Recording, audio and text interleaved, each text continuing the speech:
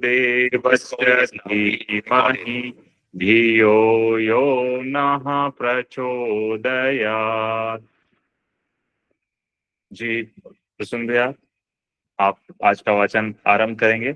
और ओम नारायण भैया, आज आपका साथ प्रस्तुतिकरण है, तो आपके आज मधुर, दोनों ही आज के वक्ता और साथ प्रस्तुत करने वाले दोनों ही उत्कृष्ट हमारे और काफी सक्रिय साधक हैं, तो आप लोगों का स्वागत है। जी आरंभ किया जाए प्रसून भैया। जी भैया प्रणाम सभी को। आज का विषय मनुष्य तुच्छ और घृणित है, किंतु दिव्यतम भी, चेतन अचेतन सुपर चेतन मन से। नई वाली पुस्तक में 288 है और ऊपर 2.145। आइए वाचन शुरू करते हैं। मनुष्य सब कुछ है और कुछ भी नहीं। यह तथ्य परस्पर विरोधी दो धाराओं का प्रतिपादन करते हुए परिस्थिति के अनुसार दोनों ही प्रकार सही है। अविकसित रूप में मनुष्य एक गया गुजरा पशु है। प्रकृति प्रदत्त शारीरिक क्षमता उसके स्वल्प क्षेत्र में है। कुत्ते जैसा सूंघना, हिरन जैसा उछलना, घोड़े जैसा दौड़ना, बैल जैसा श्रम करना भी उसके लिए अशक्य है। फिर हाथी, सिंह, व्याघ्र जैसों का तो वह मुकाबला करेगा ही नहीं, करेगा ही कैसे। और तो और बंदर और बिल्ली की तरह पेड़ों पर भी नहीं चढ़ सकता। भार भार वाहन में वह गधे के भी समतुल्य नहीं है। ऋतु प्रभाव को खुले शरीर पर बर्दाश्त करना अपवाद रूप में ही संभव है, जबकि अन्य सभी पशु बिना परिधान के जीवन यापन करते हैं। पशुओं के बच्चे जन्मते ही माँ को पहचानना और अपनी समझ से माँ के स्तन से भोजन स्वयं आरंभ कर देते हैं। इसमें किसी दूसरे की सहायता नहीं लेनी पड़ती। इस दृष्टि से मनुष्य अपने पशु वर्ग की बिरादरी में बहुत ही पिछड़ा हुआ है। विकसित और सामर्थ्य वह तब बनता है जब मानसिक चेतना का विकास एवं प्रयोग करने लगता है। बुद्धि बल उसकी विशेषता है। उस पर धार दूरदर्शिता की खराद पर धरी जाती है। उस पर धार दूरदर्शिता की खराद पर धरी जाती है। महानता का आरंभ वहां से होता है जहां से अपने को कर्तव्य मर्यादा के अंतर्गत नियंत्रण में लाता है, संयमी बनाता है और उदार दृष्टिकोण अपनाकर दूसरों के प्रति ममता, करुणा जैसी कोमल संवेदनाओं से भाव भूमिका को समुन्नत बनाता है। वस्तुतः इन चेतनात्मक विभूतियों से ही मनुष्यता और महानता की मानवीय गरिमा अविच्छिन्न रूप से जुड़ी हुई है। उसकी चेतना प्रक्षुब्ध पड़ी है। वह मात्र आहार, निद्रा, भय, मैथुन जैसी पशु प्रवृत्तियों से ही प्रेरणा ग्रहण करता है। उसका चिंतन इसी छोटे क्षेत्र में अवरुद्ध रहता है। ऐसे व्यक्ति जिंदगी तो जी लेते हैं, पर वो निरर्थक स्तर की होती है। जीव जंतु इन्हीं कार्यों में लगे रहते हैं और सृष्टि क्रम की धुरी पर लुढ़कते हुए जन्मते बढ़ते और मृत्यु के ग्रास बनते हैं। मानव जन्म जैसा सुविधा संपन्न साधन प्राप्त करके भी जो नर पशु भर बना रहा, उसे तुच्छ कहा जाए तो कुछ अनुचित नहीं। कई बार तो वह तुच्छ से भी गई गुजरी स्थिति में जा पहुंचता है, जब वह दुष्ट, क्रूर, क्रोधी, स्वार्थी, कृपण और उद्दत बनकर मानवीय शालीनता का उल्लंघन करने पर उतारू होता है। नृशंस और अपराधी मनोवृत्ति का व्यक्ति असुर या पिशाच कहा जाता है। सब कुछ है। यह प्रतिपादन में मनुष्य का वह स्तर आता है जिसमें उसके सद्गुण और सत्कर्म सुविकसित स्थिति तक पहुंच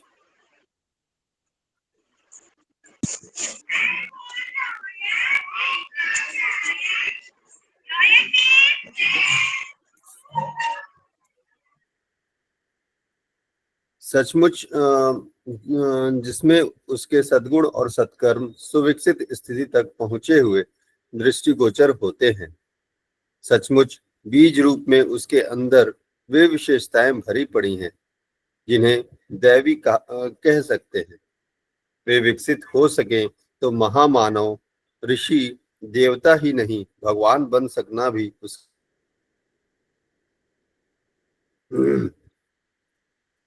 उन्हें विकसित करने और सदुपयोग में लाने की चेष्टा में निरत रहकर वह प्रगति के उच्च शिखर पर पहुंच सकता है। शास्त्रकार ने सच ही कहा है, मनुष्य से बढ़कर इस संसार में और कुछ भी नहीं। उसे बहुत कुछ ही नहीं, सब कुछ भी कहा जा सकता है। अनर्थमय, अनर्थमय, निरर्थक एवं सार्थक जीवन, इन तीनों धाराओं में से वह किसी को भी चुन लेता है और निकृष्टता से लेकर उत्कृष्टता के किसी भी स्तर पर वह निश्चित रूप से पहुंच सकता है। इसलिए वह अद्भुत है और अनुपम भी। उसकी चेतना की मूल सत्ता सर्व सामर्थ्य, समस्त संभावनाओं से भरी पूरी कही जा सकती है। सब कुछ होते हुए भी वह कुछ नहीं तब बनता है जब उसकी चेतना अविकसित रह जाती है अथवा कुमार्ग की ओर अग्रसर होती है। श्रेष्ठता और निकृष्टता के दोनों ही तत्व उसके भीतर विद्यमान है। पानी नीचे सहज ही ढलकता है। निम्नगामी दुष्प्रवृत्तियां गिरने का काम सहज ही कर लेती हैं, पर ऊंचा उठने के लिए प्रबल प्रयासों की जरूरत पड़ती है। सद्ज्ञान संवर्धन का भौतिक आधार और सत्कर्म का व्यवहारिक वातावरण पैदा करना जिस शिक्षा का कार्य है, वस्तुतः मानवीय महानता का श्रेय उसे ही दिया जा सकता है।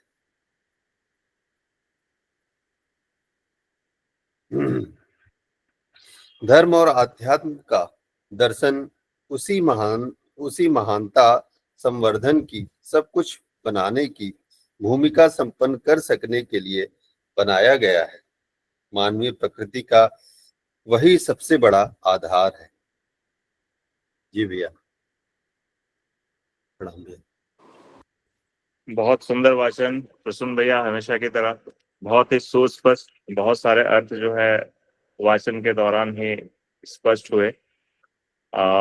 ओम नारायण भैया, आपकी ओजस्वी वाणी से अगर हम इसका सार संक्षेपण और विस्तार सुने थोड़ा तो आनंद आए। जी भैया, ओम नारायण भैया। हाँ, सभी को प्रणाम। परम पूज्य गुरुदेव, वंदनीय माता के सूक्ष्म सानिध्य में उपस्थित सभी भाई बहनों को प्रणाम।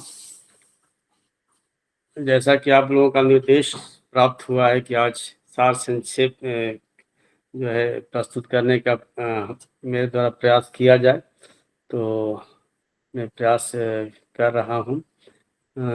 आज का जो है शीर्षक है, मनुष्य तुच्छ और घृणित है किंतु दिव्यतम भी है। तो तुच्छ कैसे है? गुरुदेव ने कहा है कि मनुष्य का जन्म पा करके, प्राप्त करके भी, सुविधा संपन्न साधन प्राप्त करके भी यदि व्यक्ति नरपशु बना रहे, नरपशु का आशय यही है कि जो पशु का व्यवहार है, जैसे आहार, निद्रा, भय, मैथुन आदि जो पशु प्रवृत्ति है, उसी तरह जो है व्यक्ति भी, मनुष्य भी यदि उसी प्रवृत्ति में लगा रहे, अपनी चेतना के स्तर को ऊंचा ना बढ़ा पाए, तो वही तुच्छ है। और दूसरा घृणित है। घृणित का आशय यही है कि यदि तुच्छता इस स्तर तक पहुंच जाए कि वह व्यक्ति निशंस हो जाए, अपराधी बन जाए, तो ऐसे व्यक्ति जो है निश्चित रूप से समाज के लिए घृणा का पात्र बन जाता है। और दिव्यतम का आशय है कि यही मनुष्य, इस तरह गुरुदेव ने कहा इसमें कि पानी हमेशा नीचे की तरफ ढुलता है, नीचे की तरफ जाता है, लेकिन यदि ऊपर चढ़ाने के लिए बहुत परिश्रम करना पड़ता है, ऊपर चढ़ाना सहज नहीं होता है। उसी प्रकार यदि मनुष्य जो है ज्ञान, सद्ज्ञान संवर्धन के बल पर उपासना, साधना, आराधना के द्वारा अपने ये चेतना का स्तर यदि ऊंचा बढ़ा लेता है, वह जो है समर्थ हो जाता है, अपने को विकसित बना लेता है, तो उस अवस्था में वही व्यक्ति दिव्य बन जाता है, उसे वही दिव्यतम की श्रेणी में आ जाता है। तो गुरुदेव ने लिखा है, मनुष्य सब कुछ है और कुछ भी नहीं। यह तथ्य परस्पर विरोधी दो धाराओं का प्रतिपादन करते हुए परिस्थिति के अनुसार दोनों ही प्रकार सही है।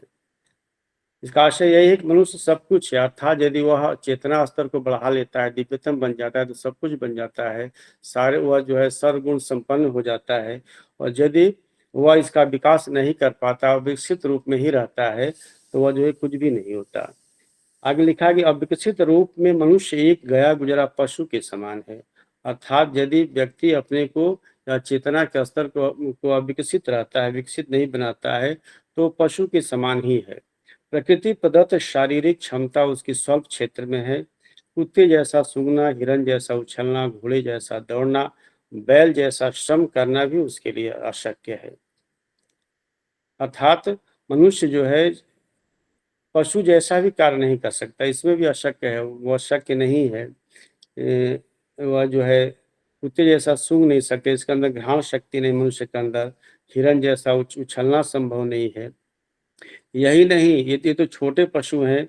आगे लिखते हैं कि व्याघ्र जैसों का तो अब मुकाबला करेगा ही कैसे, था और बंदर और बिल्ली की तरह पेड़ों पर भी नहीं चल सकता। ऋतु प्रभाव को खुले शरीर पर बर्दाश्त करना अपवाद रूप में ही संभव है। अर्थात जैसे पशु हैं, तो पशु के अंदर इतनी क्षमता होती है कि बिना कपड़े के जो है अपना जीवन व्यतीत कर लेते हैं, उसको जो है झेल लेते हैं, लेकिन मनुष्य के बस की बात नहीं है। कुछ ही मनुष्य ऐसे होंगे, जैसे जो आदिवासी लोग होंगे, जो कम कपड़े में या बिना कपड़े के ऐसे रह जाए, तो एक अपवाद ही है। आगे लिखते हैं कि पशु जो है जब बच्चे का जन्म देता है, तो उसको सिखाना नहीं पड़ता, वो जो है माँ का स्तनपान स्वयं ही कर लेता है। लेकिन मनुष्य का के साथ ऐसा नहीं है, उसको समझाना पड़ता है, बताना पड़ता है। इस दृष्टि से देखा जाए तो पशु हमसे बेहतर है। यदि हम अपने चेतना स्तर को विकसित नहीं कर लेते हैं, तो हम पशु के समान क्या, उससे भी हम निचले स्तर पर हैं, क्योंकि सारी चीजों में जो है हमसे वो आगे हैं। आगे लिखते हैं कि विकसित और समर्थ वह तब बनता है जब मानसिक चेतना का विकास एवं प्रयोग करने लगता है। अर्थात जब व्यक्ति मानसिक चेतना का विकास कर लेता है, उसका जो है प्रयोग करने लगता है, तभी वह विकसित और समर्थ बन पाता है। बुद्धि बल उसकी विशेषता है, उस पर धार दूरदर्शिता की खराट पर धरी जाती है। अर्थात मनुष्य की विशेषता बुद्धि बल है। यदि बुद्धि बल नहीं है, तो वह जो है विकसित नहीं माना जाएगा। और जब तक उसके खराट पर चढ़ करके यदि उस पर धार नहीं दिया जाए, धार का आशय यही है कि उसको जो अपने को तीव्र बनाए, अपनी इसको जो है चेतना को महानतम बनाए, कर्तव्य मर्यादा के अंतर्गत नियंत्रण में लाता है। यानी महानता का आरंभ वहां से होता है जहां से अपने को कर्तव्य मर्यादा के अंतर्गत नियंत्रण में लाता है, संयमी बनता है, और उदार दृष्टिकोण अपनाकर दूसरों के प्रति ममता, करुणा जैसी कोमल संवेदनाओं से भाव भूमिका को समुन्नत बनाता है। महानता का आरंभ वहां से होता है जहां से अपने कर्तव्य, अर्थात जब कर्तव्य मर्यादा के अंतर्गत व्यक्ति अपने को नियंत्रण में रखता है, संयमी बना लेता है, और उदार दृष्टिकोण अपना करके उसके अंदर जो विशेषता मनुष्य के अंदर है, ममता, करुणा जैसी जो कोमल संवेदनाएं हैं, उसको जब समुन्नत बनाता है, तभी जो है वह महान बन पाता है। आगे गुरुदेव लिखते हैं कि उसकी चेतना तो सुप्त पड़ी है, वह मात्र आहार, निद्रा, भय, मैथुन जैसी पशु प्रवृत्तियों से ही प्रेरणा ग्रहण करता है। उसका चिंतन इसी छोटे क्षेत्र में अवरुद्ध रहता है। ऐसे व्यक्ति जिंदगी तो जी लेते हैं, पर वह निरर्थक स्तर की होती है। जीव जंतु इन्हीं कार्यों में लगे रहते हैं और सृष्टि क्रम की धुरी पर लुढ़कते हुए जन्मते, बढ़ते और मृत्यु को प्राप्त होते हैं। अर्थात ऐसा व्यक्ति जिनकी चेतना प्रसुप्त होती है, वो चेतना का स्तर जो है निम्न स्तर का होता है, वह निश्चित रूप से पशु के समान, जिस तरह पशु जो है आहार, निद्रा, भय, मैथुन, अर्थात वो जो है भोजन कर लेना, परिवार बढ़ा लेना, और ऐसे करते करते अपने जीवन मृत्यु को प्राप्त हो जाते हैं। मनुष्य भी इसी तरह जो है मृत्यु को प्राप्त हो जाता है, वो जीवन में कुछ कर नहीं पाता है। ऐसे ही मनुष्य को जो मनुष्य जन्म जैसे सुविधा संपन्न साधन प्राप्त कर लेता है, करने के बाद भी यदि वह नर पशु भराता है, अर्थात ऐसे व्यक्ति को ही नर पशु कहा गया है, जो केवल आहार, निद्रा, भय, मैथुन के अलावा और जो है अपनी चिंतन, अपनी चेतना के स्तर को आगे नहीं बढ़ाता, ऊपर नहीं उठाता है, उसे नर पशु कहा गया है और उसे तुच्छ कहा गया है। उसे तुच्छ कहा जाए तो कुछ अनुचित नहीं है, अर्थात ऐसे ही व्यक्ति को तुच्छ कहा गया है। कई बार तो वह तुच्छ से भी गई गुजरी स्थिति पर जा पहुंचता है, जब वह दुष्ट, क्रूर, क्रोधी, स्वार्थी, कृपण और उद्धत बनकर मानवीय शालीनता का उल्लंघन करने पर उतारू होता है। निशंस और अपराधी मनोवृत्ति का व्यक्ति असुर या पिशाच कहलाता है। अर्थात जब वही व्यक्ति जब दुष्ट बन जाता है, क्रूर, क्रोधी हो जाता है, स्वार्थ में लग जाता, निरत रहता है, कृपण, उद्धत बन करके जो मानवीय जो शालीनता है उसका उल्लंघन करने लगता है, ऐसे व्यक्ति जब निशंस और अपराधी मनोवृत्ति का था, जब मनोवृत्ति इसके निशंस और अपराधी की बन जाती है, तो उसे ही पिशाच कहा गया, उसे पिशाच या असुर कहा गया है। सब कुछ है के प्रतिपादन में मनुष्य का यह स्तर आता है, जिसमें उसके सद्गुण और सत्कर्म सुविकसित स्थिति तक पहुंचते हुए दृष्टिगोचर होते हैं।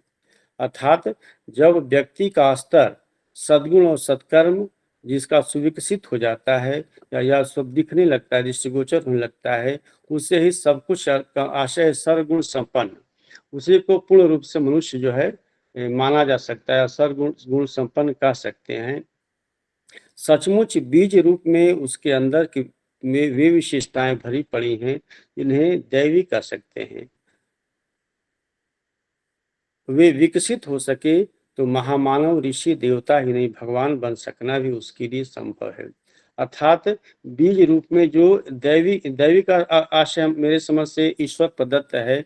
ईश्वर के द्वारा या ईश्वर प्रदत्त जो है, सभी के अंदर बीज है, अंदर बीज रहते हैं और बीज रूप में जो विशेषताएं अंदर रहती हैं, उन्हें विकसित करने की आवश्यकता होती है। जो उसको विकसित कर लेता है, समुन्नत कर लेता है, वह निश्चित रूप से वही महामानव, ऋषि, देवता बनता है, बल्कि इससे भी ऊपर भगवान बन सकता है।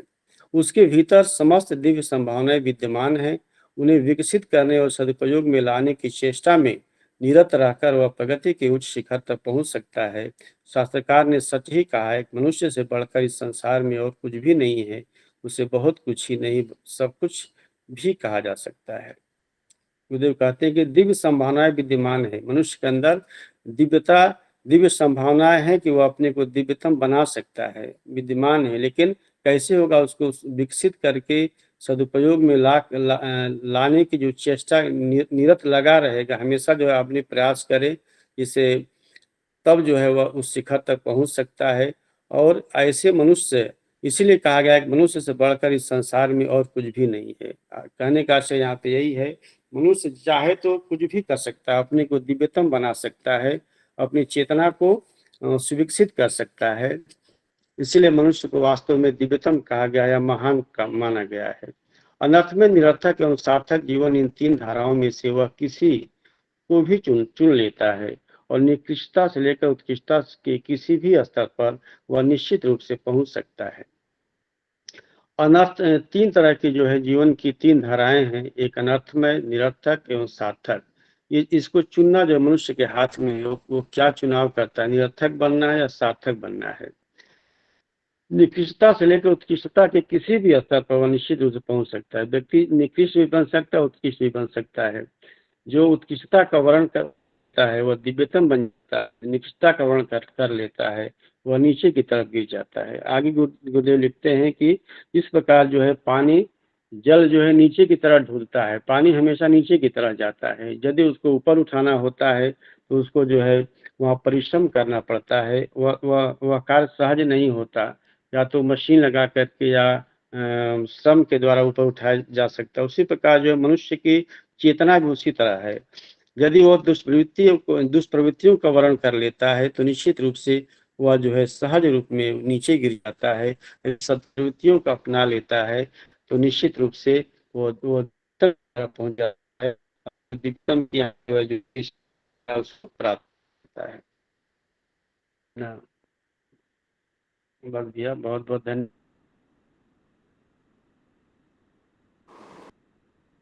बहुत ही सुंदर वाह। और बहुत ही बढ़िया ओम नारायण भैया।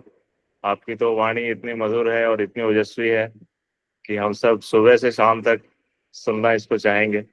सुबह भी आपका रहता ही है। तो चलिए, बहुत ही छोटा चैप्टर था ये, और लेकिन जितना छोटा है, इसके अंदर जो संदेश है वो काफी विहंगम है। और हमारी पूरी साधना जो है वो इसी शीर्षक पर आधारित है। हम जो साधनाएं कर रहे हैं, बस मुझे लगता है कि ये चैप्टर जो है वो बहुत ही ज्यादा अ, इसको पढ़ने के और इसको हर एक लाइन को समझने और आत्मसात करने की जरूरत है। तो मैं निवेदन करूंगा हम सबके बीच, अमन भैया, आप जरा ये जो हमारी मानवीय जो प्रवृत्ति है, जिसको हम कह सकते हैं कि सतोगुणी और तमोगुणी, इन दोनों प्रवृत्तियों के बीच परस्पर किस प्रकार समन्वय स्थापित करते हुए हम अपनी जो तमोगुणी प्रवृत्तियां हैं और जो चीजें हैं जिसको गुरुदेव ने यहाँ इंगित किया है, उससे निकल के ऊर्ध्वगमन कैसे करें, ऊपर की तरफ उठें कैसे, जो हम लगातार नीचे ही बहते जा रहे हैं भैया। और सबसे बड़ी बात है कि हम साधक ये महसूस भी कर रहे हैं कि हम गिर रहे हैं, और वो गिरना हम देख भी रहे हैं लेकिन रोक नहीं पाते हैं कई बार, क्योंकि वो उतनी हमारी साधना नहीं है। परंतु हर दिन हम ये बातें करते हैं, और हर दिन हमसे कुछ न कुछ, हम में से कईयों के साथ होता ही है कि जब वो हो जाता है तब हमें एहसास होता है कि अरे ये गलत हो गया। तो कैसे इसके प्रति सजग रहें और किस प्रकार हम अपने जीवन के स्तर को ऊंचा उठाएं सज्ञान के माध्यम से, भैया आपका मार्गदर्शन इस पर मिले तो जरा हम लोग। जी भैया।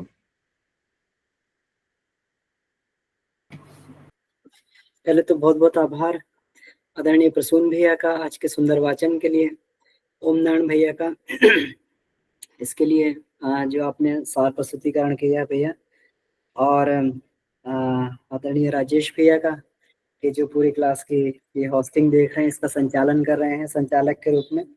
बहुत सुंदर है, बहुत इसके लिए बहुत बहुत आभार भैया आपको। तो इसमें देखिए, पहले तो इसी पे बात करते हैं। जैसे आपने कहा कि रज सत और तम के बीच में बैलेंस कैसे बनाया जाए। तो देखिए कि जैसे हम लोग ये मान के चलें कि तीनों वृत्तियां जो है प्रकृति की है, प्रकृति के प्रयुक्त गुण हैं तीनों, सत रज और तम। और सभी प्राणियों में ये थोड़े बहुत होते हैं। लेकिन जब मनुष्य जीवन में व्यक्ति प्रवेश करता है, तो क्योंकि बाकी योनियों में व्यक्ति प्रकृति के वश में रहता है, प्रकृति के वश में रहता है, प्रकृति का अतिक्रमण नहीं कर सकता उसमें। लेकिन मनुष्य योनि में आता है तो भगवान ने मनुष्य को इतनी सामर्थ्य दी है कि वो पृथ्वी का अतिक्रमण भी कर सकता है और अपने रास्ते को तय भी कर सकता है। और उसी रास्ते तय करने को श्रेय मार्ग और प्रेय मार्ग बोला जाता है। प्रेय मार्ग हो गया कि संसार में जो है, जैसे आहार निद्रा भय मैथुन का रास्ता जिसको बोलते हैं, जिसको ये बोलते हैं पाश्विक प्रवृत्तियां केवल बोली जाती हैं। पाश्विक प्रवृत्तियों का मतलब ये नहीं है कि इसको करेंगे तो हम पशु हो गए। पाश्विक प्रवृत्तियां इसलिए कहा जाता है कि हम लोग पिछली योनियों में रहे हैं तो यही करते रहे, आहार निद्रा भय मैथुन, और इन्हीं के हम अभ्यस्त भी हैं। और ये व्यक्ति आराम से कर लेता है, इसके लिए कुछ व्यक्ति को अलग से नहीं करना पड़ता है। लेकिन अब व्यक्ति आगे कैसे बढ़े, तो आगे बढ़ने के लिए उसको विकसित बनना पड़ता है, विकास करना पड़ता है, बुद्धि का विकास करना पड़ता है, अपना मानसिकता का विकास करना पड़ता है, अपने अंदर महानता का विकास करना पड़ता है, जो इसमें बताया है। तो अब ये देखें कि जैसे ये कहा गया कि बार बार हम लोग जैसे लगता है हम गिर रहे हैं, गिरते हैं फिर उठते हैं। तो ये जो व्यवस्था है जिसको ये कहते हैं ना गहना कर्मणो गति की व्यवस्था जो बोली गई, कर्म की गति बहुत गहन है।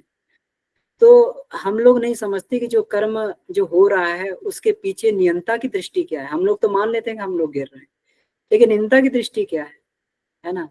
जैसे हम लोग ये माने कि पांडव लोग अज्ञातवास में रहे थे तो वो सारी क्षमताओं को खो बैठे थे वो, लेकिन कहीं ना कहीं वो उनके लिए बढ़िया हुआ, है ना। इसी तरीके से जो है कभी हमारे साथ भी इस तरीके की व्यवस्थाएं बैठती हैं और हमें लगता है कि ये हमारे साथ में हम गिर रहे हैं। पहली बात तो ये बढ़िया है कि हम लोग कम से कम ये समझ रहे हैं कि हमें ये बोध है कि हम गिर रहे हैं, इसका मतलब कुछ स्तर तो हमारा ऊंचा हो गया है। अब ये सबसे बड़ी बात होती है कि व्यक्ति पहचान ले कि वो गलत कर रहा है या वो गिर रहा है या वो सही गलत में भेद करना चालू कर दे, तो ये एक बहुत अच्छी अवस्था होती है। इसके बाद फिर उसका ऊंची उठने की संभावना बढ़ जाती है। अब तो उसे केवल ये प्रयास करना है कि उसे केवल जो है ये प्रयास करना है कि एक अच्छा रास्ते को चुन ले और उसमें आगे बढ़ जाए। लेकिन उससे पहले तो व्यक्ति को ये बोध नहीं होता है ना, ये बोध भी नहीं होता है कि व्यक्ति अच्छा कर रहा है कि बुरा कर रहा है। वो जो भी करता है उसको अच्छा मानता है, मतलब पाशुक प्रवृत्तियों में। तो हमारे अंदर ये बोध पैदा हो गया है, इसका मतलब जो है जरूर हम लोग मनुष्यता की तरफ एक कदम आगे बढ़ गए हैं। गुरुदेव के शब्दों में इसमें कहते हैं कि विकसित और समर्थ वह तब बनता है जब मानसिक चेतना का विकास एवं प्रयोग करने लगता है। बुद्धिमत्ता उसकी विशेषता है, उस पर धार दूरदर्शिता की खराद पर भरी जाती है। तो बुद्धि तो अन्य प्राणियों में भी होती है, लेकिन दूरदर्शिता, तो दूरदर्शिता को ही विवेक कहा जाता है। यानी हम जो है तत्काल फायदे की बात ना सोचें और तत्काल फायदे की बात ना सोचें और उसको जो है हम लोग ये करके, हम लोग ये देख के, दूर का परिणाम देख के, भले ही आज हमें इसमें नुकसान भी उठाना पड़ रहा है, लेकिन दूर का परिणाम देख के। किसान क्या करता है, किसान दूर का परिणाम देखता है, वो अपने बीज को जो है बो देता है। उसके अनुसार, एक सामान्य व्यक्ति के अनुसार तो देखा जाए तो बीज खत्म हो गया, उस बीज से किसी का पेट भरा जा सकता था, कुछ भोजन बनाया जा सकता था, कुछ उसका जो है उससे काम चलाया जा सकता था, बेचा जा सकता था, लेकिन वो उसको बो देता है। तो प्रत्यक्ष तो उसके लिए नुकसान ही नुकसान है, लेकिन कुछ समय बाद उसको उसका फल प्राप्त होता है। तो दूरदर्शिता, इसी को विवेकशीलता बोलते हैं। विवेकशीलता की विवृत्ति की जाए। हम लोग जन्म जन्मांतरों से पाश्विक उसमें संस्कारों से ग्रसित हैं, उसमें जकड़े हुए हैं। तो इतने जल्दी इसका ये जो है यहाँ से छूट पाना इतना आसान नहीं होता है। इसके लिए व्यक्ति को संघर्ष करना पड़ता है, अभ्यास करना पड़ता है। हम लोग एक बार नहीं, हजारों बार गिरते हैं, लाखों बार गिरते हैं, हजारों बार गिरते हैं और धीरे धीरे करके जो है हम लोग उसमें बढ़ पाते हैं। कल ही मैं जो इसमें आप ही की बात को मैं दोहराता हूँ। कल जैसे जो आपके आदरणीय गोकुल जी भाई साहब से बात चल रही थी, तो आपने कहा था कि अब 90% मेरे अंदर इस तरीके की ये हो गई है कि 90% चीजों से मैं हट गया हूँ। इसका मतलब 90% तो सुधार हो गया आपके अंदर, है ना।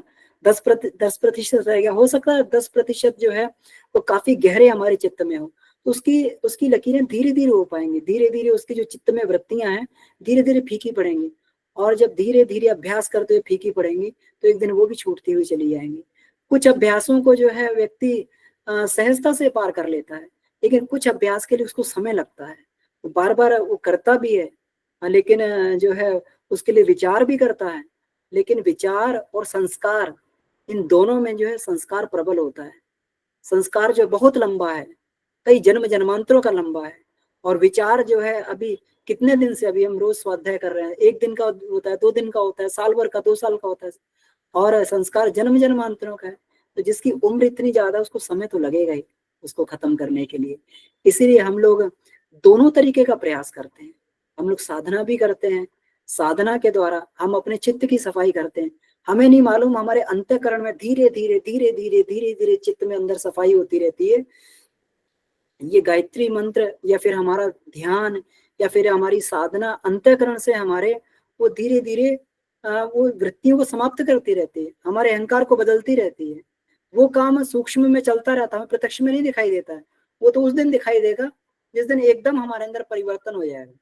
जैसे हम लोग जो है टाइट्रेशन का प्रैक्टिकल किया करते थे, उसमें आपने भी किया हुआ, एक एक एक एक बूंद डालते थे और फिर उसका जो टाइट्रेशन पॉइंट नोट करते थे। एक पॉइंट ऐसा आता था सडन पूरा का पूरा जो है वो उसका लिक्विड का, जिसमें वो बूंद टाइट्रेशन करके डालते थे, लिक्विड का उसका कलर चेंज हो जाता था। 1 बूंद डाली, 2 बूंद डाली, कलर नहीं बदलता था। 25, 26, 27, 28 पे नहीं कलर, 29वीं बूंद पड़ते ही जो कलर बदल जाता है ना। तो इसी तरीके से हमें नहीं मालूम कि हमारे अंदर धीरे धीरे ये टाइट्रेशन पॉइंट की तरीके से धीरे धीरे सुधार होता जा रहा है, और एक दिन सडन ऐसी बूंद पड़ेगी और हमें लगेगा कि ये हम बिल्कुल बदल गए। लेकिन ऐसा नहीं होगा कि उस दिन के परिवर्तन से बदल के, ये हमारी वर्षों की तपश्चर्या का ही परिणाम होगा। तो इसीलिए हमें धैर्य पूर्वक, गुरुदेव का भी एक बार इसमें ये हम लोग पढ़ रहे थे, तो गुरुदेव भी एक बार उनको अधैर्य जैसी परिस्थितियां महसूस होने लगी जब हिमालय में तपश्चर्या करने गए थे कि सिद्धि कब मिलेगी, कभी सिद्ध होगा। तो तभी उनके अंतःकरण से ही आई कि ये तुम्हारी अपरिपक्वता है। गुरुदेव जैसे महाकाल जो ये ऐसे कर रहे हैं, उनके अंतःकरण से ये आवाज आती, तुम्हारी अपरिपक्वता है कि तुम अभी भी, तुम्हारे अंदर धैर्य नहीं और तुम सिद्धि की कामना कर रहे हो, है ना। तो गुरुदेव ने कहा है कि धैर्य के साथ में, और जो ये मानसिक ये समस्याएं हैं, मानसिक प्रवृत्तियां समय लेती हैं, इनको धैर्य के साथ में हर एक ने यही मार्ग अपना है। गांधी का हम पढ़ लें कि जो सत्य के प्रयोग है, और ये किनका भी जो हम पढ़ लें, तो सब एक दिन में नहीं हुए। हम लोग गिरते हुए दिखते हैं, लेकिन धीरे धीरे हमारी प्रवृत्तियां बदलती चली जाती हैं। हम लोग आज गिर रहे हैं, साल 2 साल में जो है उससे कम गिरेंगे, 3 साल में और कम गिरेंगे, और धीरे धीरे करके। गुरुदेव ने कितना समय मांगा है? गुरुदेव ने 10 वर्ष का समय मांगा है। 10 वर्ष का समय क्यों मांगा है गुरुदेव ने? 10 वर्ष का समय इसीलिए मांगा है, मालूम है कि जो है 6 महीने में व्यक्ति अन्नमय को सुधार लेता है, 6 महीने में व्यक्ति प्राणमय को सुधार लेता है, मनोमय को समय लेता है, उससे भी ज्यादा समय लेता है विज्ञान में कोष समय लेता है। तो इन कोशों में समय लगता है। तो हम लोग धीरे धीरे आगे बढ़ते रहें। और जो गुरुदेव ने इसमें बताया, रोज पढ़ते हैं तो रोज हमारे मस्तिष्क की खुराक है, हमें एक नया आयाम मिलता है। हम पढ़ वही चीज रहे हैं, लेकिन नया आयाम मिलता है नए तरीके से। हमें मालूम है कि हम जो है वही खा रहे हैं, रोज रोटी खाते हैं, है ना, और सब्जी खाते हैं, लेकिन कभी किसी तरीके से बना के खाते हैं, कभी किसी तरीके से बना के खाते हैं। रोज वही खाएंगे तो ऊब जाएंगे। इसीलिए रोज नया आयाम मिलता है हमें, रोज हमारी मानसिक तृप्ति होती है, और साथ में हम लोग एक एक कदम आगे बढ़ के महानता की ओर बढ़ते चले जा रहे हैं। इस पे विश्वास करना होगा। और देखिए इसमें कहा है कि बुद्धिमता की उसकी विशेषता है, और उस पर धार दूरदर्शिता की खराद पर धरी जाती है। तो बुद्धि पर दूरदर्शिता की खराद ये लगते रहना चाहिए, इसी को विवेकशीलता बोलते हैं। और हमारी उपासना में हमारी उपासना से और जो है हमारे स्वाध्याय से हमारी विवेकशीलता बढ़ती जाती है। दूसरा जो है, महानता का आरंभ वहां से होता है जहां से अपने को कर्तव्य मर्यादा के अंतर्गत नियंत्रण में लाया जाता है। तो अब हम सारी चीजें अपने मूल्यांकन करें, हमारे जीवन में हम कर रहे हैं, बिल्कुल कर रहे हैं। हम लोग स्वाध्याय भी कर रहे हैं, हम लोग साधना भी कर रहे हैं, हम लोग कर्तव्य भी समझ रहे हैं, धीरे धीरे ड्यूटीज भी समझ रहे हैं। हमें अपने परिवार के प्रति, समाज के प्रति ड्यूटी समझ रहे हैं, हम अपने गुरु के प्रति भी अपनी ड्यूटी को समझ रहे हैं। इसलिए महानता की ओर एक कदम आगे बढ़ रहे हैं। कर्तव्य मर्यादा के अंतर्गत नियंत्रण में लाया जाता है, संयमी बनता है। तो संयम की भी साधना हो रही है ना। और उदार दृष्टिकोण अपनाकर दूसरों के प्रति ममता, करुणा जैसी कोमल संवेदनाओं से भाव भूमिकाओं को समुन्नत बनाता है। तो हम लोग ये न माने कि हम लोग जो है इसको गिरने वाले पक्ष को ना देखें, इस पक्ष को देखें हम उठ रहे हैं, और धीरे धीरे उठते उठते हम इतने उठ जाएंगे कि फिर जो गिरने की कोई संभावना ही नहीं रहेगी। बाबूजी बोलते हैं ना कि विज्ञानमय कोश में व्यक्ति एक बार पहुंच जाता है तो वहां जाके फिर गिरने की संभावना नहीं रहती है। हम लोग धीरे धीरे ऊंचाई चढ़ते चढ़ते चढ़ते चढ़ते हम लोग सीढ़ियां और विज्ञानमय कोश की ओर बढ़ते जा रहे हैं, और ऐसे ही हमारी गति होगी। हम लोग गिरते उठते पहुंच जाएंगे अपने रास्ते पर, और एक दिन ऐसी जगह पहुंच जाएंगे कि जहां पर फिर गिरना संभव नहीं हो पाएगा। और दूसरी बात, शिक्षक के लिए, एक टीचर के लिए दोनों तरह के अनुभव जरूरी होते हैं। अगर वो खुद नहीं गिरेगा तो फिर दूसरों को कैसे समझाएगा कि जब गिरते हैं तो किन परिस्थितियों में गिरते हैं, और वहां से उबरते हैं तो कैसे उबरते हैं। ये शिक्षक के लिए बहुत महत्वपूर्ण है कि वो हर एक चीज को, अगर गिर भी रहा है तो ये भी शिक्षण का ही पाठ मान के चले कि हम गिरे थे, किन कारणों से गिरे थे। क्योंकि जो पढ़ाएगा, जब उससे प्रश्न पूछे जाएंगे तो फिर उसके पास उत्तर होगा कि इन कारणों से गिरे थे और यहाँ से उठने का ये मार्ग था। तभी व्यक्ति एक कुशल और अनुभवी शिक्षक बन सकता है। जी भैया, बहुत बहुत आभार। और बाकी सभी लोग भी अपना अपना दृष्टिकोण रखेंगे। जी बहुत बढ़िया अमन भैया, आपकी ओजस्वी वाणी। जी राजीव भैया, आपका हैंड रेज है। सही बात है। ये नहीं समझ में आया, मनुष्य को एक जानवर से क्यों तुलना? जी भैया, एक बार पुनः बताएंगे। मनुष्य, जी भैया, मनुष्य को एक जानवर से क्यों तुलना की गई है? मनुष्य को एक जानवर से इसलिए तुलना की गई है क्योंकि मनुष्य अपने आप को एक तो जानवर से श्रेष्ठ समझता है ना। तो उसको ये दिखाया गया है क्योंकि चैप्टर का मतलब ही ये है कि मनुष्य तुच्छ भी है, घृणित भी है और दिव्यतम भी, है ना। तो जानवर से उसकी तुलना करके, जो जानवर जिसको हम इतना अविकसित मानते हैं, जानवर जिसको इतना अविकसित माना जाता है, जिस पर हम अपना आधिपत्य भी स्थापित कर लेते हैं, उस अविकसित जानवर की कितनी विशेषताएं बता दी गई हैं, है ना, जिसके सामने जो है मनुष्य की क्षमताएं बहुत सीमित हैं। तो उसको तुलना करके यही बताया गया कि हम अगर अपनी मनुष्यता को विकसित नहीं करेंगे तो हम जानवर से भी गिरी स्थिति में हैं। हमें जरूर अपनी स्थिति का, जब कोई स्टूडेंट पढ़ता है तो घर पे पढ़ता है तो उसको पता नहीं लगता है, जब जाके कंपटीशन में बैठता है, जब वहाँ कोचिंग में जाता है, तैयारी करता है, तब देखता है मेरा कंपटीशन किससे है। नहीं तो अकेला व्यक्ति भागेगा तो वो तो हमेशा ही जीतेगा, है ना। तो कोई कंपटीशन में तो रखना ही पड़ेगा। तो कम से कम इतना स्तर तो ना गिराया जाए कि हम जो है जानवर से भी जो है बिल्कुल नीचे को गिर जाएं। गुरुदेव ने इसीलिए जानवर से तुलना की है, इसीलिए क्योंकि वृत्तियां हमारी अभी भी पाश्विक ही हैं। आहार निद्रा भय मैथुन, ये पाश्विक वृत्तियां ही हैं। एक और क्वेश्चन समझ में नहीं आ रहा है। अनर्थ, निरर्थक, अर्थक जीवन, इन तीन से वह किसी को भी चुन लेता है। निकृष्टता से लेकर उत्कृष्टता के किसी भी पर वह निश्चित रूप से पहुंच सकता है। इसके बारे में बताइए। जी जी भैया, तो देखिए इसमें जो है अनर्थमय व्यक्ति अनर्थमय होता है जब पशु स्तर से भी गिर जाता है ना। पशु स्तर से भी गिर के निकृष्ट स्तर का हो जाता है, पिशाच स्तर का हो जाता है। जब ये कहा गया है ना कि पशु स्तर से भी गई गुजरी स्थिति में पहुंच जाता है। अब पशु कम से कम अपने लाभ के लिए किसी दूसरे को नुकसान तो नहीं पहुंचाता है ना। उसका पेट भर जाएगा तो किसी कुछ कहेगा नहीं, लेकिन मनुष्य का पेट भरने के बाद में भी उसको वो नहीं मिलती, संतुष्टि नहीं मिलती है। दुष्ट बन जाता है, क्रूर बन जाता है, क्रोधी बन जाता है, स्वार्थी बन जाता है, कृपण बन जाता है।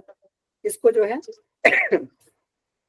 इसी अवस्था को अनर्थमय बोला गया है ना, इसी अनर्थमय बोला गया है। और निरर्थक ये है कि पशु तुल्य जीवन, जब मनुष्य जीवन मिला और पशु जैसा ही हम लोग आचरण करते रहे तो मनुष्य जीवन का कोई मतलब ही नहीं रहा, अपने आप को विकसित ही नहीं कर पाए, तो फिर निरर्थक हो गया। और फिर सार्थक ये है कि अपने अंदर मनुष्यता को विकसित कर लिया, जो गुरुदेव ने इसके सूत्र बताए कि बुद्धि को जो है विवेकशीलता तक विकसित कर लिया जाए, अपने जो अपनी मनुष्यता को, जो अपनी मानसिकता को महानता तक विकसित किया जाए, संयमी बने, कर्तव्य परायण बने, तो इसको सार्थक जीवन कहा गया है।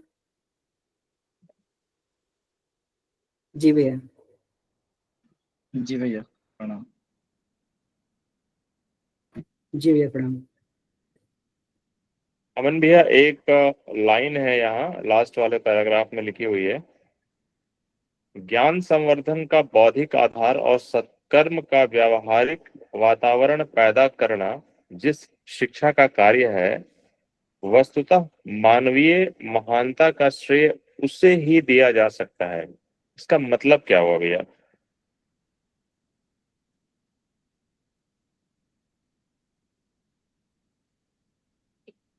मतलब ये क्या श्रेय देने की बात हो रही है यहाँ पे, और किसे श्रेय देने की बात हो रही है? जी प्रसून भैया, आपका हैंड रेज है, बता दीजिए। हाँ प्रसून भैया, सॉरी देखा नहीं मैंने। जी जी सभी को प्रणाम। अभी राजीव भैया का जो प्रश्न आया था बड़ा ही भोला सा प्रश्न था, मुझे बड़ा उससे वो आया कि सही में कितना सरल उसमें होता कि हम क्यों मनुष्य पशु से तुलना करते हैं। और ये बात जब हम लोग एक बार युग दृष्टा का जीवन दर्शन कर पढ़ रहे थे तो उसमें गुरुजी ने अपनी तुलना वहां के पत्थरों से और नदियों से की थी, और उससे भी तुच्छ अपने आप को बता दिया था। तो बड़ी हंसी आई थी मुझे अपने पर कि हम लोग कितना मतलब अपने आप को काबिल बनते हैं, मनुष्यों से भी काबिल बनते हैं, जो मनुष्य हैं आसपास में उनसे भी हम अपने आप को बहुत काबिल समझते हैं। तो वही याद आ गया था भैया, तो मुझे हंसी आई। तो भैया गुरुजी ने कितने सरल भाषा में यहाँ लिखा ना कि पशु कितनी ही चीजों में, और कई बार ये बात आ चुकी है, वो हमसे बहुत श्रेष्ठ है, लेकिन उसके बाद भी हम जो है अपनी मान्यता, अपने अहंकार को इतना पुष्ट कर लिए हैं कि नहीं हम ही श्रेष्ठ हैं। लेकिन जिसकी वजह से हम श्रेष्ठ हैं, जिस चेतना की वजह से श्रेष्ठ हैं, उस पर हम ध्यान नहीं देते। और वही चेतना है जो हमें पशु से भी नीचे गिराती है और मनुष्य से भी ऊपर देवत्व की तरफ बढ़ाती है। एक तो ये बात आई। दूसरा जो अभी राजेश भैया का प्रश्न आया ना भैया, ये पूरी लाइन शुरू से के लास्ट तक ही पूरे मेरी साधना और तप का यही अभी आधार यही चल ही रहा है।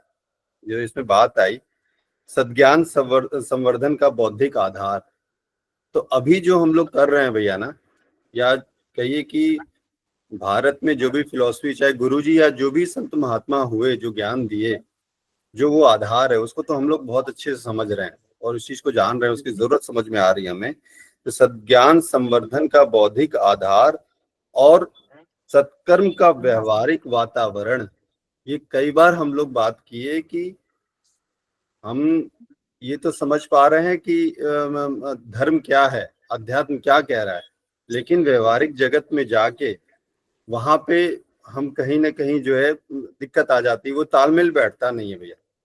क्योंकि ये कितना अच्छा आगे इसमें लिखते हैं कि व्यवहारिक वातावरण पैदा करना जिस शिक्षा का कार्य, ये उस शिक्षा की बात कर रहे हैं भैया, और उस व्यवस्था की यहाँ बात हो रही है जहाँ पे जो व्यवस्था ऋषि मुनियों ने हमारे लिए बनाई थी, जिसमें हम अपना कर्म करते हुए या फिर समाज को ऐसा वातावरण दें कि वो अपने धर्म का पालन कर पाए आसानी से, और अपने धर्म का पालन करते हुए मोक्ष को प्राप्त हो, उस व्यवस्था की बात कर रहे हैं, उस शिक्षा की बात कर रहे हैं। और वो शिक्षा केवल ये आज की जो विद्यालयीन शिक्षा वहां तक सीमित नहीं थी, वो शिक्षा जिसमें हम चेतना को उत्कृष्टता तक ले जा सके, जो शिक्षा के, लेकिन उस शिक्षा, जब वो शिक्षा जो हमें आज मिल रही है गुरुजी के ग्रंथों से, उसको हम अपने व्यवहार जगत में, अपने चाहे ऑफिस हो, चाहे कहीं भी बिजनेस इन्वायरमेंट हो, कहाँ हम हर चीज को पालन कर पा रहे हैं, क्या नहीं कर पा रहे, या क्या उसमें दिक्कत आ रही है। वो उसमें यही बात है कि जो भी आज हमारी व्यवस्था निर्मित है वो धर्म के आधार पे है ही नहीं, उसका जो आधार है वो केवल और केवल अर्थ है। तो इसी में कह रहे हैं कि कह रहे हैं सत्कर्म का व्यवहारिक वातावरण पैदा करना जिस शिक्षा का कार्य है, वस्तुतः मानवीय महानता का श्रेय उसे ही दिया जा सकता है।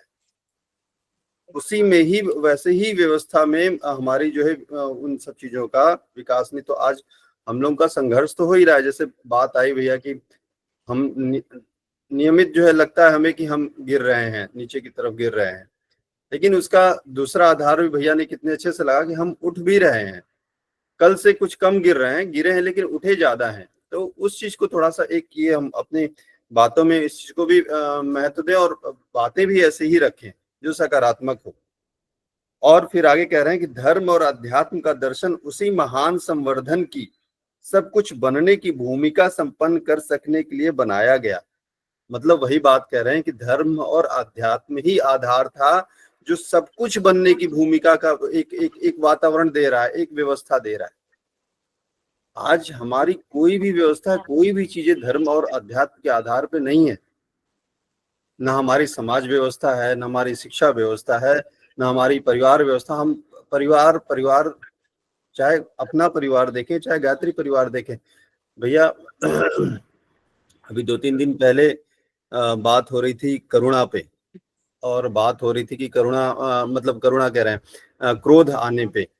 ये इधर बीच ऐसा महसूस हुआ मुझे कि हमें क्रोध आता कब है भैया, जब हम किसी से अपेक्षा कर रहे हैं, अपने परिवार में ही चाहे कहीं भी किसी भी समाज में अपेक्षा करते हैं।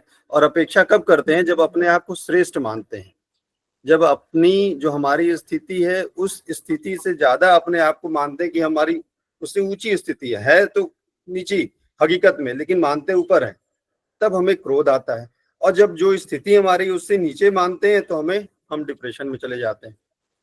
तो ये तो हमारी, तो वो क्रोध होने लगता है। लेकिन अगर हम अपनी स्थिति, जो भी हमारी स्थिति है, उस स्थिति को एक्सेप्ट करें, या फिर जिस स्थिति को हम मान रहे हैं उस स्थिति का अगर हम दायित्व ले लें, समाज का अगर हम दायित्व, किसी भी चीज का दायित्व लें, जैसे माँ जो होती है वो पुत्र का दायित्व लेती है, तब जाके उसको उसको अगर बच्चे को फोड़ा हुआ है तो उसको सोचना नहीं पड़ता कि उसको ऑपरेशन कराना है कि नहीं कराना है। वो क्रूर एक तरह से, अगर दूसरे उससे दिखा दे तो क्रूर है, लेकिन वो करुणा वश होके वो एक्शन ले रही है। तो भैया ये सारी व्यवस्था हमारी परिवार व्यवस्था, हमारी समाज व्यवस्था बहुत ही अंदर से ना बहुत ही डिस्टर्ब हो रखी है।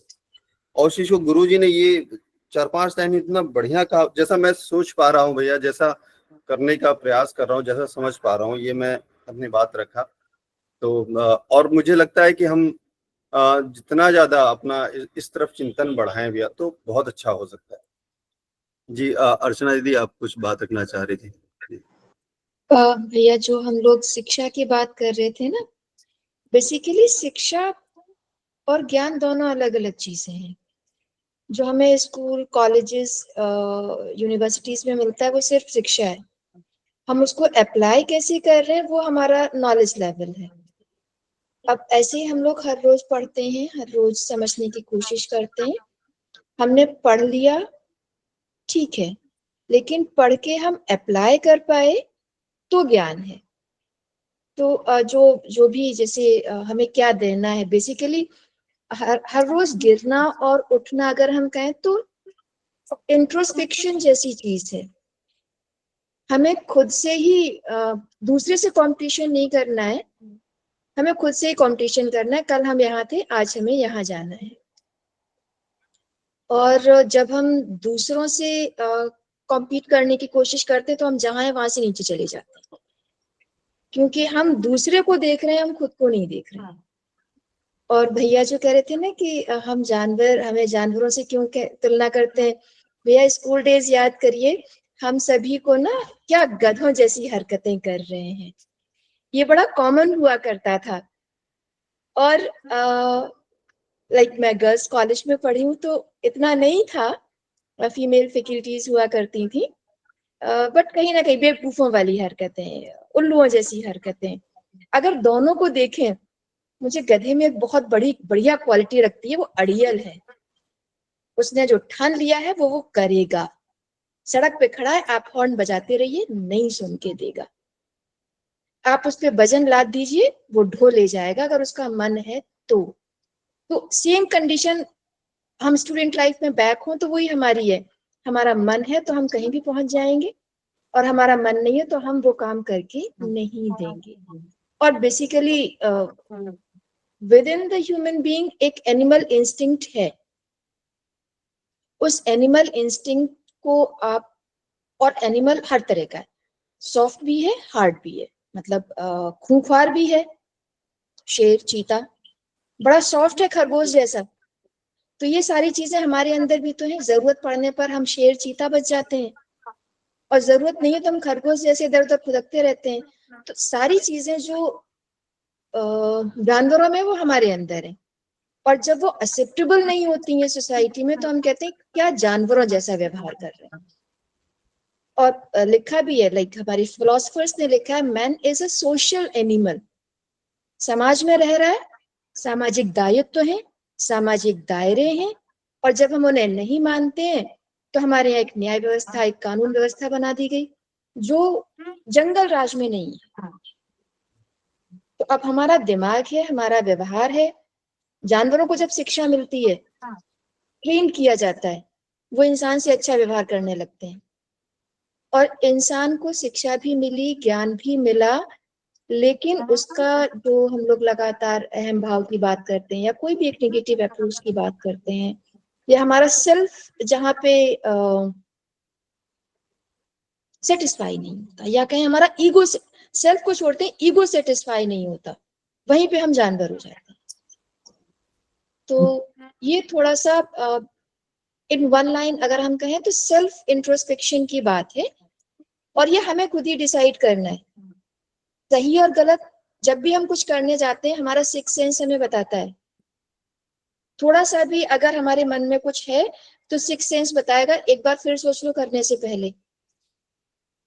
और जानवरों के अंदर भी ये है, पर जानवर तुरंत कर जाता है, अगर हम थोड़ा सा रुक जाएं तो शायद हम इंसान बन जाते हैं। बस यही कहना। बहुत बढ़िया दीदी, बहुत गहराई तक आपने इन बातों को समझाया।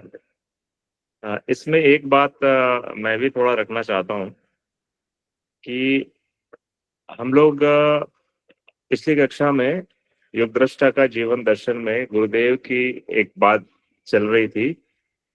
माता जी ने लिखा था कि उनका जो रेजोनेंस था जानवरों के प्रति, वो उस स्तर पे भी गुरुदेव गए। वो उनके अंदर वो काबिलियत थी कि गुरुदेव उनकी भाषा, उनके मनोभाव या एक कनेक्टिविटी उनका उन्होंने स्थापित किया। तो इसका मतलब ये नहीं था कि गुरुदेव ने अपना पतन कराया ऐसा करके। गुरुदेव जब जानवरों के स्तर पे जाके उनके साथ संपर्क स्थापित करके उनसे बातचीत के लेवल पे वो थे जब, तो इसका मतलब ये नहीं था। तो ये जो पॉइंट ऑफ रेफरेंस जानवर को बनाया गया है इस चैप्टर में, तो ये प्रवृत्तियों की बात है कि जो बेसिक हमारे अभी हम मनुष्यों के पास इमीडिएटली कंपैरिजन के लिए जो एक स्पीशीज अवेलेबल है वो सिर्फ जानवर ही है, जो हिलडुल रहा है, जो रिस्पॉन्ड कर रहा है और जिसके अंदर जीवन और चेतना है, जिसको हम महसूस करते हैं। वो जानवर हो, पक्षी हो या जलचर जो या नभचर जो भी है। तो इसके अतिरिक्त तो राजू भैया तुलना करने के लिए कुछ बचा ही नहीं है। मतलब या तो मनुष्य है या जानवर है या फिर ईश्वर है। इसके अतिरिक्त कोई ऐसा नहीं है जो जो प्रवृत्ति जिसकी हमें दिख रही हो। तो ये चीज थी। मुझे लगता है कि और भी भाई बहन यहाँ पर हैं जो इस चैप्टर में अपनी बात रखना चाहें, तो कृपया आप लोग आए। और बहुत दिनों से हम लोगों ने डॉक्टर केडी जोशी साहब और डॉक्टर कमलेश जोशी आप लोगों को सुना नहीं है ऐसा। मैं तो कृपया अगर आप लोग हैं तो अपनी उपस्थिति दर्ज करें। जी भैया जी, बहुत बढ़िया, बहुत बढ़िया।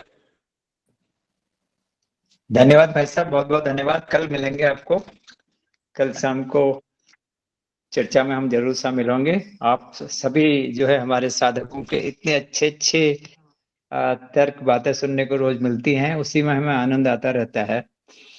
तो कल मिलते हैं, कल और बात करेंगे। बाकी आज का जो गुरुदेव ने हमें जो तुलना की है मनुष्य की जानवरों से, और अभी जैसे बात हो रही थी कि गुरुदेव पशु पक्षियों से, जानवरों से बात कर रहे, वो तो गुरुदेव तो पत्तों से भी बात करते थे, नदी से भी बात करते थे, पत्थर से भी, पहाड़ से भी बात करते थे। उन्होंने किसी को नहीं छोड़ा। उनका तो जो महान, वो तो एक, हम उनकी तुलना किसी से कर ही नहीं सकते। तो सागर थे समझिए। तो बहुत अच्छा है, बहुत अच्छी चर्चा चल रही है और बहुत ही सभी हमारे विद्वान लोग हैं, अमन भैया हैं, आप लोग आपने जो अभी ये शुरू किया है चर्चा को थोड़ा एनालाइज और करने का, अर्चना जी, आप और राजीव जी, भैया भाई साहब और हमारे सभी लोग, कल मिलते हैं, बात करते हैं। बहुत बहुत धन्यवाद। अंदर का खरगोश उछला है, आपका टेस्ट लिया है उन्होंने, आप देख नहीं रहे थे उनको।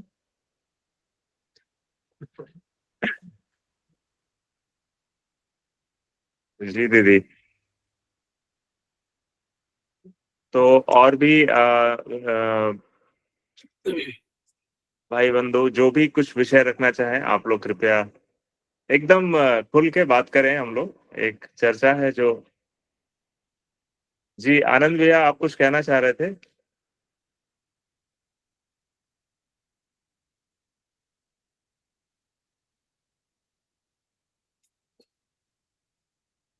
तो गोकुल भैया से कुछ सुना जाए। गोकुल भैया। जी एक्चुअली एक्चुअली आज मैं कल ज्वाइन तो किया था, पर कुछ टेक्निकल कारण से बीच में निकल गया। वापस आया तो थोड़ा सब्जेक्ट से रेफरेंस पूरा वो नहीं हो पा रहा है, इसलिए आज सुनने का ही आनंद ले ले। जी जी एक भाई जी। साहब इसमें चलिए एक लाभ आपसे उठाते हैं। इसमें एक पॉइंट हम लोग बताते हैं तो थोड़ा अपना उस पर व्यू दें आप। जी भाई साहब। जी। तो इसमें जैसे एक लाइन ये आई है कि सद्ज्ञान संवर्धन का बौद्धिक आधार और सत्कर्म का व्यवहारिक वातावरण पैदा करना जिस शिक्षा का कार्य है, वस्तुतः मानवीय महानता का क्षेत्र, मानवीय महानता का श्रेय उसे ही दिया जा सकता है। तो इस लाइन पे कृपया अपना थोड़ा दृष्टिकोण जी जरूर रखें जी। ये अभी प्रसन्न भैया ने इसको काफी एक्सप्लेन किया जी और वो भी इस फील्ड पे काम कर भी रहे हैं, हम लोग जानते हैं, तो निश्चित रूप से ये सब्जेक्ट उनके इसके अनुकूल था। तो ये जो बात है कि मानवीय महानता का श्रेय उसे ही दिया जाना चाहिए, तो प्रश्न को ऐसे पढ़ें कि मानवीय महानता का श्रेय किसे दिया जाना चाहिए। प्रश्न को नीचे से अगर पढ़ें कि मानवीय महानता, इसमें तो कोई दो राय नहीं कि मानव महान है, तो ये महान क्यों है, इसकी महानता का श्रेय हम किसे दें, तो वहां ये बात आती है कि इस महानता का श्रेय जो है इन दो चीजों को, सद्ज्ञान संवर्धन का बौद्धिक आधार और सत्कर्म का व्यवहारिक वातावरण पैदा करना। पूरी गायत्री का जो वर्णन है, गायत्री के मतलब ज्ञान और कर्म दो बातें, पूरा जो हमारा जो बेस रहा है उसी को लिखते हैं कि गायत्री यानी सद्ज्ञान संवर्धन का बौद्धिक आधार, क्योंकि बुद्धि और कर्म दो से ही मानव बना है, बाकी प्राणियों के अंदर में सिर्फ कर्म है, वह एनालिटिकल बुद्धि उनके पास में नहीं है। बुद्धि तो उनके पास भी है, लेकिन निर्णय लेने की जो बात अलग से है वो जो मानव के पास में है वो उनके अन्य जानवरों के पास नहीं है। तो पहले तो सद्ज्ञान का बौद्धिक आधार, बुद्धि से सद्ज्ञान की ओर बढ़े, पहले ज्ञान तक चले और ज्ञान से फिर सद्ज्ञान की ओर बढ़े, और सत्कर्म का व्यवहारिक वातावरण। स्कूल में हम जो कुछ पढ़ते हैं वो हमको कोई ना कोई कार्य करने के लिए प्रेरित करता है, पर कार्य से सत्कार्य की ओर, ज्ञान से सद्ज्ञान की ओर, ये जो यात्रा है ये हमारी शिक्षा का जो जिस शिक्षा का कार्य, मतलब ये जिस शिक्षा में रहेगा वही मानवीय सभ्यता का, मानवीय महानता का श्रेय उसी को दिया जाना चाहिए। तो पूरा जो हमारा बेस है पूरा का पूरा इस एक लाइन में बहुत अच्छा इसमें आ गया है, ऐसा मैं समझता हूँ। और प्रसन्न भैया ने अच्छे से इसको क्लेम ये भी किया, अर्चना दीदी ने भी इसको बताया कि क्यों जानवरों के साथ उसकी तुलना उसके ऊपर में हो रही, बहुत लॉजिकल बात थी उनकी।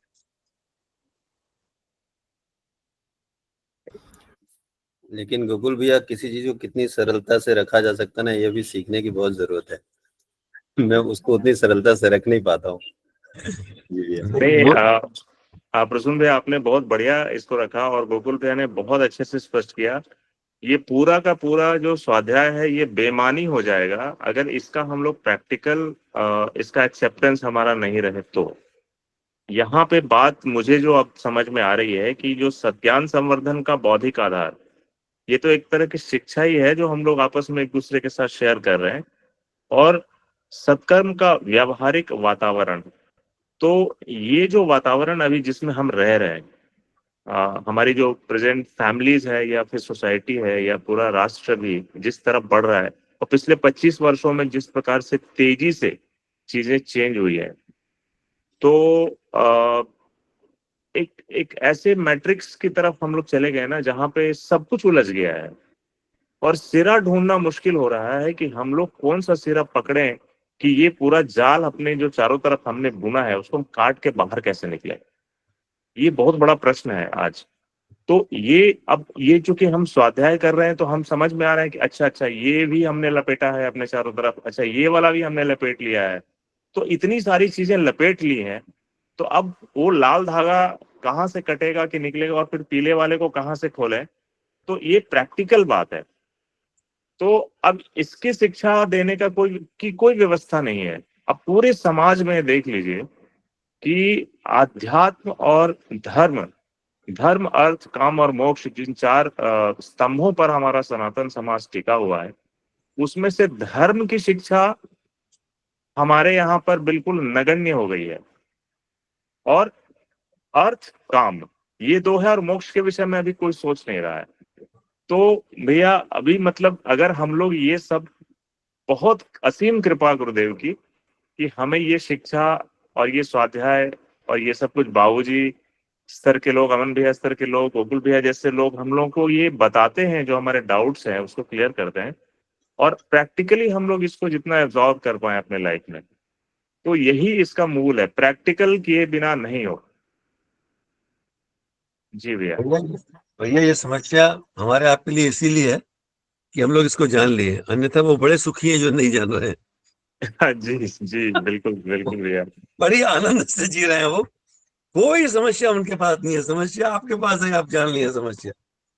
बस वो रस्सियां हमें दिख गई हैं भैया, जिनसे हम उलझ गए हैं। जी जी जी जी जी बाकी वो तो बिल्कुल। उसमें आनंद ले रहे हैं। हम नहीं तो आप रस्सियों को परिधान समझ रहे हैं भैया। हाँ, जी बिल्कुल बिल्कुल। तो और किसी को कुछ अगर कहना नहीं है तो ये समय हमारा हो गया। प्रसन्न भैया कुछ कह रहे थे? जी भैया, गोकुल भैया की जो समस्या की बात कर रहे थे, तो सही में कुछ समय पहले लगता था कि नहीं जानने होते तो ज्यादा सुखी होते, लेकिन आज ऐसा लगता है कि ठीक है, समस्या है तभी तो हम लोग चिंतन कर रहे हैं, तभी तो कुछ करने को है, तभी तो कुछ उत्साह आ रहा है। एक कभी कभी ये दो किसी भी चीज को देखने का दो नजरिया होता जा रहा है कि ठीक है वो है, क्योंकि भैया जॉब कर रहे थे या कुछ भी किया जा सकता है, बिजनेस किया जा सकता है, वो एक ढर्रा हो गया। हम थोड़े ढर्रे से अलग, तो अपने उसमें भी एक अहम भाव ही कहूंगा मैं, वो भी थोड़ा सा गर्व सा एक आता है कि नहीं ठीक है, उसके लिए कुछ तो उठाए हुए हैं, उसको भी जो है उस पर भी काम क्या है सही, अगर तो आगे आगे रास्ता मिलेगा, तो उसका भी एक तो। और एक बात और कहनी थी मुझे कि जो शिक्षा की बात आ रही थी, शिक्षा बार बार, तो मैं जो शिक्षा को जैसे समझता हूँ, शिक्षा एक व्यवस्था है। व्यवस्था किस चीज की व्यवस्था है? ज्ञान को एक पीढ़ी से दूसरी पीढ़ी तक ले जाने की व्यवस्था को ही शिक्षा, जो मैं समझता हूँ उसको शिक्षा कहते हैं। मैं इसी उस रूप से समझ के इसको आगे लेता हूँ। और वो ज्ञान हर तरह का, आदि दैविक, आदि भौतिक, आध्यात्मिक, के सारे ज्ञान के अलग अलग जो है प्रकार है। तो हर समय अलग अलग व्यवस्था रही है। आज वो व्यवस्था अलग है, जिसमें वो बस आदि भौतिक और भौतिक ही रूप में हम लोगों सब चीजें हैं। तो ज्ञान तो व्यापक है, वो तो सब कुछ है, सब कुछ। वो ज्ञान में कुछ अलग है ही नहीं, ना अच्छा ना बुरा ना कुछ वैसा। तो बस ये दो बात रखनी थी जी भैया। भैया मैंने बहुत लाइटर मूड में कहा था बात को, लेकिन गंभीर बात यह है, जो एक जगह शांतिकुंज में लिखा है कि बुरे लोग बुराइयां इसलिए नहीं फैल रही कि बुरे लोग बुरे काम कर रहे हैं, बुराइयां इसलिए फैलती हैं कि अच्छे लोग अच्छे काम नहीं करते हैं। तो ये जिनको दिख गया है, वास्तव में उनके लिए सरदर्द है। अभी दिख गया तो उसको दूर करें, और इसकी जिम्मेवारी भी उन्हीं के पास में। जिनको नहीं दिखा उनका क्या दोष, उनका तो कोई दोष नहीं, तो अपना काम कर ही रहे हैं बेचारे। लेकिन जो दिख गया वो जब अपना काम नहीं करते हैं, तब मुसीबतें बढ़ जाती। तो इस स्वाध्याय क्रम में हमको यही जागरूकता हमारे अंदर में हर दिन आती है कि कम से कम जब किसी भी कारण से, चाहे अपने प्रारब्ध से, गुरु कृपा से, जैसे भी हो, जब वो कुछ भी और कितना भी दिख गया हो, चाहे वो 1% दिखे या 0.1% दिखे, जितना दिख गया तो उतने कदम तो हम बढ़ा ही लें उस दिशा। गोकुल भैया आप भी कभी कभी दिख जाया करिए, अच्छा लगता है। दिखने की कोई बात नहीं हो, या दिख ही सकते हैं। जी, ये संवाद का सही तरीका है भैया। ये भाई साहब आराम से बैठा था। अब ऐसा लग रहा है कि आपके बिल्कुल संरक्षण में रह के हम लोग स्वाध्याय कर रहे हैं। ऐसा ना करिए, बिल्कुल सामने बात कर रहे हैं, आमने सामने। ऐसा ना करिए, हम लोग सब साथ ही जुड़े। में तो आनंद आया था ये बात सुनकर के, एक एक चीजें। इसमें आत्मीयता संवर्धन थोड़ा ज्यादा है अगर हम लोग फेस टू फेस। मैं सबसे रिक्वेस्ट बिल्कुल। करूंगा जो भी ग्रुप में हम लोग जुड़े हुए हैं कि अपनी बातचीत जो है हम लोग एकदम अपना कैमरा ऑन करें। अब एक दूसरे को दिखने शुरू होने चाहिए। थोड़ा सा आराम से, आराम मुद्रा में बैठा हुआ था इसलिए नहीं, किसी भी मुद्रा में आप रहें, यही तो कंफर्ट जोन है आपका। मतलब हमारा कंफर्ट जोन है। हम किसी भी मुद्रा में बैठ के, कोई जरूरी नहीं है कि जिनको कमर में दर्द है वो कुर्सियां लगा कर बैठे हैं और लगातार जो 1 घंटे तक वो, आप बिल्कुल आराम से जिस भी अवस्था में हैं सुन रहे हैं, लाइव आ सकते हैं। तो चलिए, समय की मर्यादा है और हम 5 मिनट, हमने मर्यादा से आगे हमारा समय निकल चुका है। तो आज संचालन की जिम्मेदारी अमन भैया की तरफ से मिला है, और आज जो भी त्रुटि हुई हो मैं क्षमा प्रार्थी हूँ। अब इस चेहरे को आपको झेलना है, अगले कुछ दिनों तक मैं इसका संचालन करूंगा और सीखूंगा। अमन भैया के स्तर का संचालन तो संभव नहीं है, उनकी वाणी में जो ओज है या उनकी बातों में जो प्रखरता है वो चीजें आना, पर प्रयास रहेगा कि इसका संचालन ठीक से हो। और निवेदन है कि अधिक से अधिक लोग इसमें अपनी सहभागिता बढ़ाएं, क्योंकि चर्चा का उद्देश्य सिर्फ ये नहीं है कि कुछ 10 लोग ही एक्टिवली इसमें डिस्कशन कर रहे हैं। आपके कोई भी प्रश्न स्वाध्याय के दौरान आते हैं तो आप निश्चिंत होकर के पूछिए, आपके प्रश्न के ऊपर किसी तरह का प्रश्न चिन्ह नहीं होगा। आप बिल्कुल क्योंकि प्रश्न से ही संवर्धन होगा ज्ञान का। तो इसी के साथ आइए शांति पाठ करते हैं। ओम शांति शांति शांति। जी धन्यवाद, सभी को प्रणाम। सभी को प्रणाम भैया। प्रणाम भैया, भैया लोगों को प्रणाम।